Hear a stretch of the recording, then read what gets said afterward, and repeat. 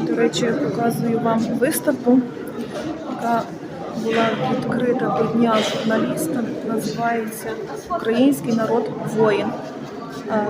Виставка про військових наших, бачите, на кадрах, взагалі на роботах наші військові.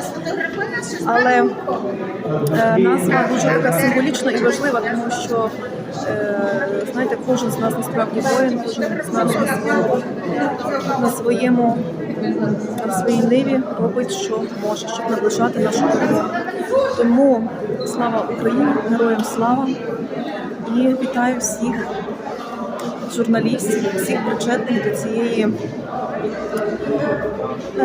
до цієї спеціальності і до цієї професії. І це дійсно покликання. Це покликання має бути. І бажаю нам стійкості, незламності і переможемо. Тримаємо стрій.